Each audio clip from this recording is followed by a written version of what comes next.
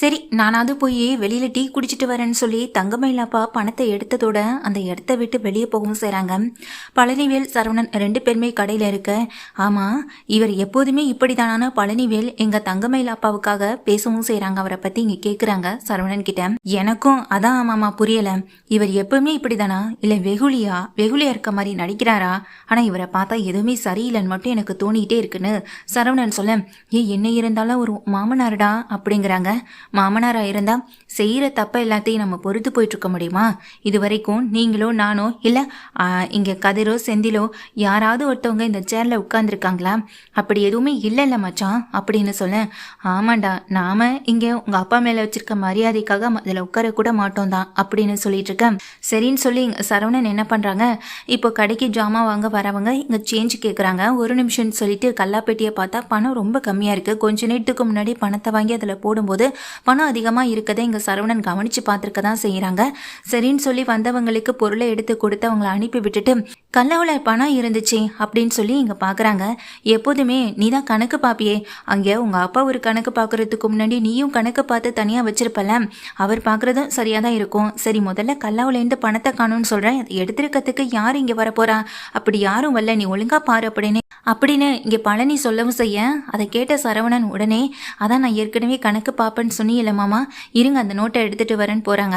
இங்கே கல்லால் இருக்க பணத்தை எடுத்து எண்ணி பார்த்தா ரொம்ப கம்மியாக இருக்குது. ஆனால் கணக்கு வழக்கில் எழுதியிருக்கிறதுல பணம் கொஞ்சம் அதிகமாக தான் இருக்குது. எப்படியும் ஒரு கிட்டத்தட்ட ஒரு 2000 ரூபாயாவது கம்மியாக தான் இருக்கும். இதை பார்த்த உடனே சரவணனுக்கு ரொம்ப ஷாக் ஆகுது. இது நாள் வரைக்கும் ஒரு 500 ரூபா பணத்தை எடுக்கிறதா இருந்தாலும் நாம் அதை இங்கே அப்பா கிட்டேருந்து கேட்டு வாங்க தான் செய்வோம். ஆனால் இங்கே பணம் இவ்வளவு காணாமல் போயிருக்கு.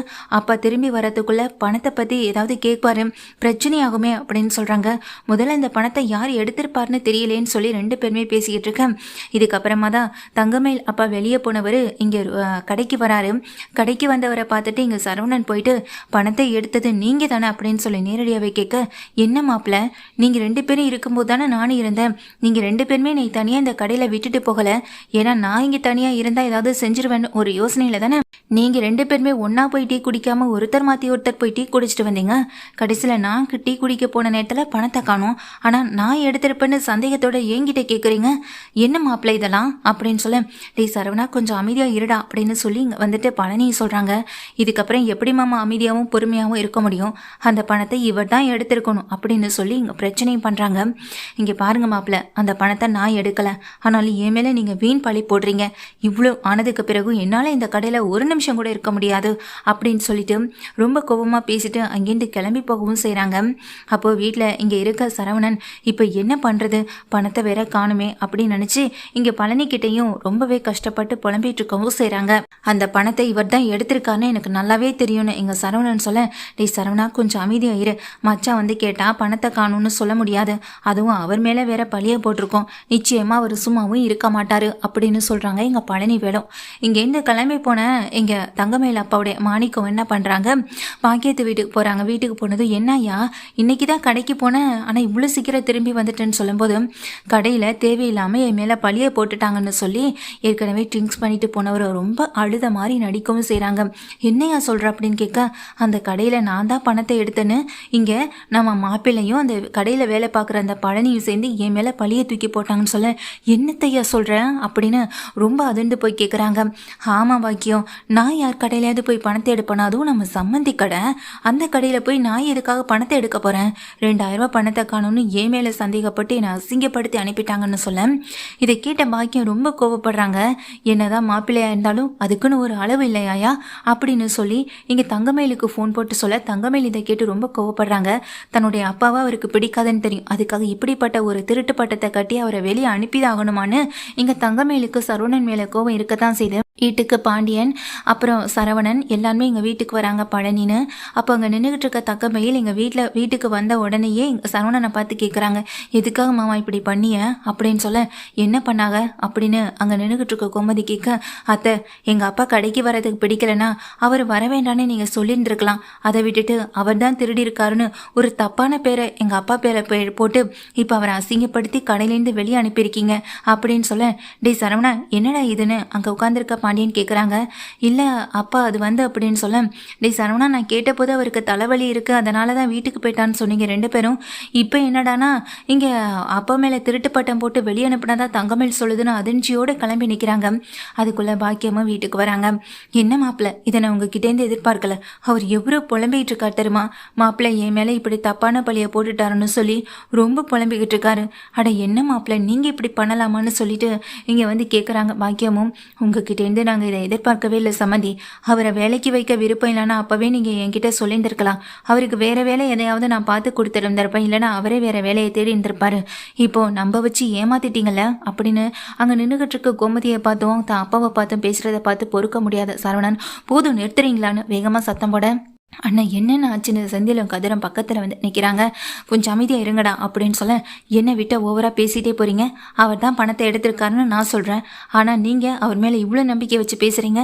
என்னங்க இப்போவும் எங்கள் அப்பா தான் தப்பு பண்ணாருன்னு அவர் மேலே பழியை போட்டுகிட்டே இருக்க போகிறீங்களான்னு எங்கள் தங்கமயில சொல்ல, ஆரம்பத்திலே நான் உங்ககிட்ட என்ன சொன்னேன், அவரால் எங்கள் கடையில் இருக்கிறவங்களுக்கோ கடைக்கோ எந்த பிரச்சனையும் வரக்கூடாதுன்னு சொன்னேன், அவரை வேலைக்கே வரவிடக்கூடாதுன்னு சொன்னேன். ஆனால் அதெல்லாம் கேட்காம உங்கள் அப்பாவை நீ தானே வேலைக்கு அனுப்புனேன்னு சொல்ல, டே சரவணா என்னடா இதெல்லாம், எதுக்காகடா இப்படி சொன்னேன்னு அங்கே கோமதி கேட்க, பார்த்தீங்களத்த அவரே அவர் வாயால் ஒத்துக்கிட்டாரு. எங்கள் அப்பா அந்த கடைக்கு வேலைக்கு வரது பிடிக்கல, அதுக்காக தான் இப்படிப்பட்ட ஒரு பழியை இவர் தூக்கி போட்டிருக்காருன்னு எங்கள் தங்கமயிலும் சொல்கிறாங்க. மாப்பிள்ளை, என்னாலேயும் என் புருஷனாலேயும் உங்களுக்குள்ளே பிரச்சனை வேண்டாம். அவர் இனிமேல் இந்த கடை பக்கமே வரமாட்டார், நாங்கள் எப்படியே போகிறோம் அப்படின்னு அங்கே இருக்க பாக்கியமும் சொல்ல, ஒரு நிமிஷம், இவ்வளோ தூரம் வந்தீங்க, இவ்வளோ தூரம் எங்கள் அம்மா அப்பா தான் தப்பு பண்ணாங்க, நாங்கள் தான் தப்பு பண்ணுன்ற மாதிரி பேசிட்டு உடனே இந்த இடத்த விட்டு கிளம்பலான்னு நினைக்கிறீங்க? நான் சொல்கிறது ஒரு நிமிஷம் பொறுமையாக கேளுங்க அப்படின்னு சொல்ல, என்ன விஷயம்னு தெரியாமல் எங்கள் பாண்டியனோட என்ன தாண்டா நடக்குது அப்படின்னு கேட்கவும் செய்கிறாங்க. அப்பா, கடையில் நீங்கள் இங்கேருந்து கிளம்பி போனதுக்கு பிறகு பணத்தை காணும்னு நானும் இங்கே மாமாவுமே பதறி போயிட்டோம். ஏன்னா கடையில் இருந்தது நாங்கள் 2 பேர் தான். ஆனால் அந்த நேரத்தில் இவர் போனவர் இந்த கடை பக்கமே ரொம்ப நேரம் ஆயும் வரவும் இல்லை, என்ன ஏதுன்னு எங்களுக்கு தெரியவும் இல்லை. ஆனால் அதுக்காக நான் சும்மாலாம் இல்லைப்பா அப்படின்னு சொல்கிறாங்க. என்னடா என்ன பண்ண அப்படின்னு கோமதியும் கேட்குறாங்க. அதுக்கு சரவணனும், நான் ஏற்கனவே கடையில் CCTV ஃபுட்டேஜ் வைக்கலான்னு சொன்னேன், ஆனால் அப்பா வீட்டிலையே ஏற்கனவே ஃபுட்டேஜ் எல்லாம் வச்சாச்சு, அதுக்கே ரொம்ப செலவாயிட்டு இதில் கடைக்கு வேற வைக்கணுமான்னு சொல்லி கேட்டார். ஆனால் இப்போ பார்த்தீங்களா பணம் காணாமல் போச்சு, இப்போ அதை எப்படி கண்டுபிடிக்கிறது, யார் எடுத்திருப்பாங்கன்னு நமக்கு எப்படி தெரியும்னு சொல்ல, டே சரவணா உனக்கு ஏதாவது தெரிஞ்சால் சொல்லுடா அப்படின்னு கேட்குறாங்க. பாண்டியனும், ஆமாப்பா, கடையில் யார் எப்படிலாம் எனக்கு தெரியாது, ஆனால் எனக்கு ஒரு சந்தேகம் இவர் மேலே ஏற்கனவே இருந்ததுனால்தான் அந்த கடையில் அவர் இருக்கிற இடம் தெரிஞ்சு நான் அந்த இடத்த விட்டு நகர்ந்து போகும்போதே அந்த கடைக்கு அவர் உட்கார்ந்துருக்க கல்லாப்பேட்டிக்கும் ஆப்போசிட்டில் என்னுடைய ஃபோனை ஆன் பண்ணி வச்சுட்டு போனேன். அதில் ரெக்கார்டாக இருக்க வீடியோவை நீங்களே பாருங்கன்னு சொல்லி இங்கே கொடுக்கவும் செய்கிறாங்க. நானும் மாமாவும் கூட அதை அங்கவே பார்த்துட்டோம். அவர் வாயிலேருந்து உண்மையை வரவழைக்கலான்னு பார்த்தோம், ஆனால் அவர் எங்கே தப்பிச்சோம் பொழைச்சோன்னு நாங்கள் சொல்ல வரதை கூட கேட்காம இதுக்கப்புறம் கடை பக்கமே வரமாட்டேன்னு இருந்த பணத்தை எடுத்துக்கிட்டு ஓடவும் செஞ்சுட்டாரு. வீட்டில் போய் உங்கள் எல்லார்கிட்டையும் தப்பாக தான் சொல்லியிருக்காரு. இவ்வளோ நேரம் உங்கள் புருஷனுக்கு சப்போர்ட் பண்ணி பேசுனீங்க, இந்த வீடியோவை நீங்களே பாருங்கள், கல்லாவில் எந்த பணத்தை எடுக்கிறது யாருன்னு உங்களுக்கே தெரியும்னு சொல்லி பாக்கியத்துக்கிட்டையும் அங்கே நிற்கிற பாண்டியன் கிட்டையும் காட்டவும் செய்ய மொத்த பேரும் இதை பார்த்து அதிர்ந்து போகவும் செய்கிறாங்க. என்ன மயில், இப்போ உனக்கு பேசுறதுக்கு வார்த்தையே வரலையா என்ன? உங்கள் அப்பா தான் தப்பு பண்ணியிருக்காருன்னு தெரிஞ்சதும் அப்படியே அமைதியாக நிற்கிறேன், இவ்வளோ நேரம் தப்பு பண்ணாத என்னையை நிற்க வச்சு கேள்வி கேட்டீங்க 2 பேரும் அப்படின்னு அங்கே நின்றுகிட்டு இருக்க தங்கமயிலையும் பாக்கியத்தையும் பார்த்து இங்கே சரவணன் கேள்வி கேட்க யாருக்கும் எந்த பேச்சுமே வரல. எனக்கு இவங்களை பற்றி தெரியும்ப்பா, உங்களை எல்லாருக்குமே அந்த குடும்பத்தை பற்றி தெரிஞ்ச அளவுக்கு அதை விட அதிகமாகவே எனக்கு அந்த குடும்பத்தை பற்றி நல்லாவே தெரியும். இப்படிப்பட்டவரை கடையில் வைக்கிறதே ரொம்ப பெரிய தப்புப்பா. தப்பு பண்ணுறதும் இல்லாமல் அதை தப்பாக வேற வீட்டில் போய் சொல்லியிருக்காரு. இவரெல்லாம் என்னப்பா மனுஷன், இந்த குடும்பத்தில் போய் பொண்ணு எடுத்தோமே அப்படின்னு நினச்சி நான் தான் தினம் வருத்தப்பட்டு இருக்கேன்னு சொல்லிங்க தங்கமயிலை பற்றி சொல்கிறாங்க. என்னங்க மாமா அப்படின்னு சொல்ல வரும்போது, போதும், இதுக்கப்புறம் உன்னை பற்றின விஷயத்த வீட்டில் தெரியாமல் நான் மறைக்கிறதா பெரிய செய்கிற பாவம், போதும் இறக்கப்பட்டது எல்லாமே போதும் எனக்கு அப்படின்னு சொல்லிட்டு, அப்பா நீங்களும் நானும் நினச்சிட்டு இருக்க மாதிரி இந்த குடும்பம் ஒன்றும் நல்ல குடும்பம் இல்லை, ஃப்ராடு குடும்பம் அப்படின்னு சொல்ல, என்ன எதை பற்றி இவங்க 2 பேரும் பேசுகிறாங்கன்னு தெரியலையேன்னு இங்கே மீனாவும் ராஜியும் பேசிக்கிட்டு இருக்காங்க. அப்போது இங்கே சரவணன் சொல்கிறாங்க, படிப்பு விஷயத்தில் இவங்க சொன்னது எல்லாமே போய், தான் பொண்ணு படிச்சிருக்கான்னு போய் சொல்லி இப்போ நம்ம தலையில் கட்டியிருக்காங்க. படித்தாலும் படிக்கலைன்னா நம்ம அதை பெரிய விஷயமா எடுத்துக்க போகிறதில்ல, எதுக்காக இவ்வளோ பெரிய பொய்யை சொல்லணும், எதுக்காக தங்கமயில் படிச்சிருக்கான்னு சொல்லி அவள் இந்த மாதிரி வேலைக்கு போய் நடிக்கணும், போய் ஹோட்டலில் வேலை பார்த்துட்டு இருந்திருக்காப்பா, ஹோட்டலில் வேலை பார்க்குறது ஒன்றும் தவறு கிடையாது, ஆனால் பொய் சொல்லிட்டு பார்க்குறது தப்பு தானேப்பா அப்படின்னு சொல்ல எனக்கு அதுலேருந்து எங்கள் தங்கமேல் மேலே இருந்த கோவம் அதிகமாகிடுச்சு. அதுக்கப்புறம் இங்கே கர்ப்பமாக இருக்கன்னு பொய் சொல்லி வீட்டுக்கு வந்தது, என்னை ஏமாத்துனது, நம்ம குடும்பத்தை ஏமாத்துனது, அத்தனை விஷயங்களையும் கூட என்னால் மன்னிக்க முடியல. கடைசியில் இப்போ நம்ம கடைக்கு வந்து அதில் கல்லாவில் கை வைக்கிற அளவுக்கு அவங்க அப்பாவும் வந்துட்டாரு. இதுக்கப்புறம் என்னால் ஒரு நிமிஷம் கூட பொறுத்து போக முடியாது. இப்போவே இந்த நிமிஷமே இந்த வீட்டை விட்டு உங்கள் பொண்ணை கூட்டிகிட்டு இங்கேருந்து கிளம்புங்க அப்படின்னு சரவணன் சொல்ல, மாப்பிள்ளை அது வந்து அப்படின்னு சொல்கிறாங்க. போதுங்க, இதுக்கப்புறம் உங்கள் குடும்பத்துக்கும் எங்கள் குடும்பத்துக்கும் இருக்கிற சகவாசமே போதும். உங்கள் பொண்ணை நீங்கள் உங்கள் கூடவே கூட்டிகிட்டு போங்க, அதுதான் எல்லாருக்குமே நல்லதும் கூட. இனிமே இந்த குடும்பத்துக்கும் உங்களுக்கும் இனி எந்த உறவும் எந்த சம்மந்தமும் கிடையாது அப்படின்னு சரவணன் சொல்ல, மாப்பிள்ளை நான் சொல்ல வரதை ஒரு நிமிஷம் கேளுங்கன்னு சொல்லும்போது, நல்ல வேலை ஆதாரம்னு ஒன்று என்கிட்ட இருந்ததுனால தானே இப்போ அமைதியாக பேசுகிறீங்க, இல்லைனா நீங்கள் செஞ்சது தான் சரின்ற மாதிரி தான் நடந்துட்டு இருந்திருப்பீங்க. கடைசி வரைக்கும் அந்த பணம் எங்கே போணுச்சுன்னே எங்களுக்கும் தெரியாது. எங்கள் அப்பாவும் இதே மாதிரி கல்லாவில் அடிக்கடி பணம் காணாமல் போனால் அவருடைய இந்த கடன் நிலைமை என்னாகிறது அப்படின்னு சொல்லிட்டு இங்க சரவணன் திட்ட, பாண்டியனும் கோமதியும் எதுவுமே பேசாம நிக்க, என்ன சம்மந்தி மாப்பிள்ளை என்னென்னமோ சொல்றாரு, நீங்க எதுவுமே பேசாம நிக்கிறீங்களே அப்படின்னு சொல்ல, எனக்கு இதுல பேசுறதுக்கு எதுவுமே இல்லை. நான் என் பையனை கேட்காம அவன் வாழ்க்கை பத்தின ஒரு முடிவை நான் எடுத்தேன். ஆனா இனிமே எடுக்கிற முடிவும் அவன் வாழ்க்கை பத்தின முடிவும், எந்த முடிவா இருந்தாலும் அது அவனே நீ எடுக்கட்டும் அப்படின்னு சொல்லிடுறாங்க பாண்டியன். பாண்டியனுடைய இந்த முடிவை வந்துட்டு தங்கமயிலுக்கே ரொம்ப அதிர்ச்சியாக தான் இருக்கு. என் கோமதியுமே இதை வந்துட்டு கேட்டு அதிர்ச்சியாக தான் செய்கிறாங்க. என்னக்கா இது, நகை விஷயத்துல தான் பொய் சொல்லியிருப்பாங்கன்னு பார்த்தா படிப்பு விஷயத்துலையும் கூட பொய் சொல்லியிருக்காங்கன்னு எங்கள் ராஜி மீனா கிட்ட சொல்ல, அதுக்காக தான் இத்தனை நாளாக வேலை விஷயமா எதை பேசினாலும் அவங்க இம்பிட்டு பயந்துருக்காங்கன்னு இப்போ தானே தெரியுதுன்னு எங்கள் மீனாவும் சொல்லிட்டு இருக்காங்க. ஆனால் போயும் இவ்வளோ பெரிய வேலையெல்லாம் பார்ப்பாங்கன்னு நான் நினச்சி கூட பார்க்கல. அன்னைக்கு கூட அவங்க அப்பாவை உங்கள் வீட்டில் கட்டி வச்சு அடித்தாங்கல்ல, அப்போ கூட திருடுறதுக்காக தான் போயிருப்பாருன்னு எங்கள் மீனா சொல்ல, ஆமாக்கா எனக்கும் அதுதான் தோணுது அப்படின்னு எங்கள் சொல்லவும் செய்கிறாங்க எங்கள் ராஜியும். அதே நேரம் தான் எங்கள் செந்தில் வீட்டில் இருக்க அத்தனை பேருக்குமே அவங்க அப்பா பண்ண வேலை, அவங்க அப்பாவை அந்த வீட்டில் அடிக்கிறதுக்காக கட்டி வச்சது, இது எல்லாமே ஞாபகம் வருது.